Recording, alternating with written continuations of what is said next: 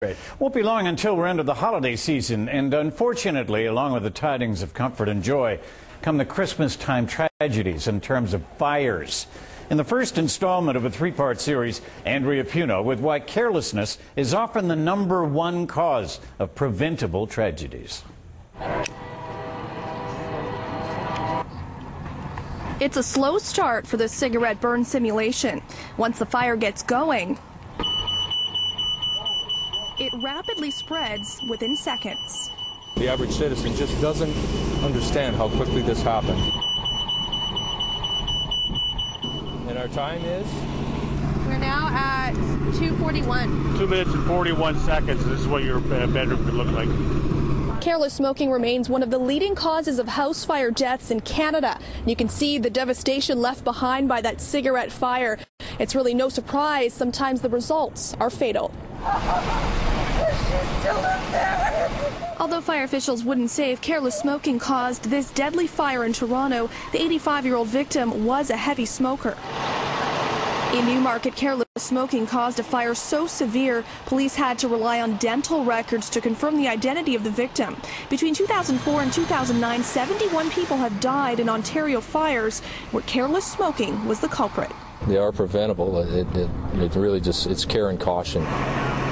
This 10 by 10 unit gives us a glimpse of what a raging inferno looks like in a home. Any call could end with fatal results. And for Vaughan Fire, each one is treated as serious as the last. So we're heading to a residential fire alarm. No home is immune. We tried to make them as identical as possible. But installing both smoke alarms and sprinklers are a guaranteed safer and less costly outcome. Bottom line is, do you want this or do you want that? I mean, there's just such a dramatic difference. Good evening, sir. How are you? I'm John Caruso. I'm the Chief Fire Prevention Officer for the City of Vaughan, and I'm here to do a home inspection. Pleasure to meet you. Come on in. Meet you. Okay, come on in. We're going to go into the kitchen area first. We'll start in there. How's that? Absolutely. Even with working smoke alarms, hidden hazards exist in just about every home. We have a problem here. What happened? It was wired for a light fixture to be installed at some later time. We have a bare set of wires here that's not protected other than maybe the switch may be off. And I noticed your bulbs are flickering. We need to have that checked. While some are more minor than others. This is our way through to the garage. Propane cylinders should be stored outside, preferably out of the direct sunlight because they will expand.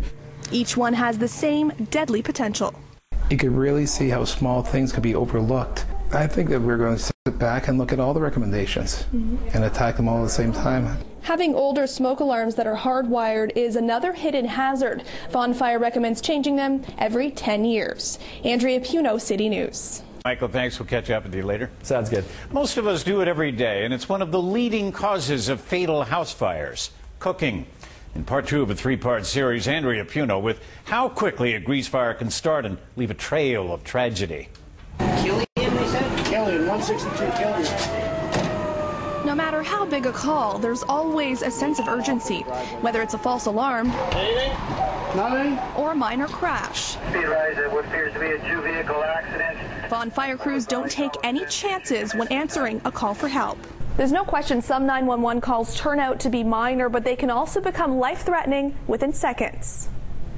Over the last decade, stovetop fires have been the second leading cause of house fire deaths in Ontario, and leaving a pot of oil on the stove can easily spark a fire, and you might be surprised by how quickly it can get out of control. In this demonstration, a cup of water is used to put out a small fire, but once it hits the pot, the fire bursts into a ball of flames. But when you have something like a grease fire, water is not always the best thing to put on them. Water and oil don't mix. The concept is simple, and remembering it can save lives. Is just take a proper fitting lid for the pot and then protect your hand by placing it onto the fire.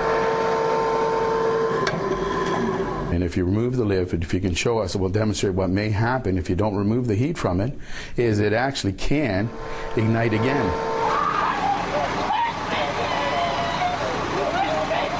An unattended pot of oil ultimately killed 12-year-old Brittany Einbaden, along with her father Ken, who managed to save his infant daughter from the flames. I couldn't do nothing for Brittany, you know. I told Brittany I would do everything for her. It's the hardest thing you can ever imagine a mother doing. We have seen in the GTA many stories where people have lost their lives. It's something that we see a lot of. Definitely, it can be a really big hazard. What starts off as something, cooking a meal, which is supposed to be a pleasurable thing, can turn into something greater than that. When there is a fire, we have under 1 minute to escape safely. Coming up tomorrow, we'll show you how to prepare your family and ensure everyone makes it out of the home alive.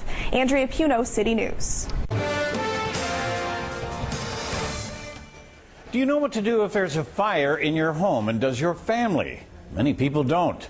And that's why almost 100 died last year in Ontario fires. In the final installment of her series, Andrea Puno, with how you can avoid becoming a tragic statistic.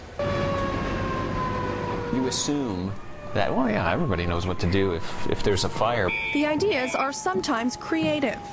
I would just run out and run and run and run. I would do it by the window. Jump out the window? Yeah. None of them guarantee safety. Last year alone, 97 people died in fires across the province. Do you have a fire escape plan? Not at all. Climb out the window. Well, I should think about it. Thanks for reminding me. If there was a fire on the stove and the fire was right here, which way would you exit out? Refusing to become a statistic, the Benz family is putting together a fire escape plan. Where's your room? With the help of On Fire and Rescue Service. We can either go through this way or we can go through this way. What do you think we're missing? What do you think? We have to have a place to meet. The plans are in place. The family's mailbox is the designated meeting point to ensure no one is left behind if a fire breaks out. We're going to put the back of our hand on the door to see if it's hot. The family is taking the plan one step further. 6-year-old Josh and 8-year-old Noah are coached on how to safely escape.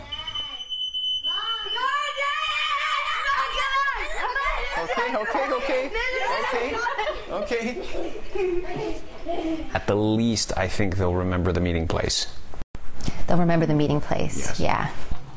Weeks later, we revisit the Benz family. Fog machines are set up to simulate smoke while the children are fast asleep. A mock fire will be the real test to see whether the family's escape plan will be successful. All right, here we go. We're going to see how long it takes the kids to wake up.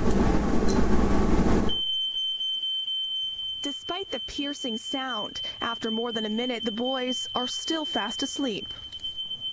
Noah, Josh! Noah! Josh! Fire! 50 seconds is the escape cutoff. Come on. Any longer and chances are the smoke would overcome anyone in the home. Come on. Total time from the time the alarm went off, 3 minutes, 47 seconds. Wow. Wow. That's a real eye-opener. The Benz family is now making it a priority to practice their escape plan with the use of smoke alarms. Among the most critical is the meeting spot. Let's go. Something the boys did remember. Where's our meeting place? Where? Where outside? At the mailbox. Just yesterday there was a fire at a neighbor's. And they have children, and it really brings it close to home. At that point, you really realize that it can happen anytime to anyone. For a closer look at FireWise, our 3-part series, head to our website, citynews.ca. Click on the list. Andrea Puno, City News.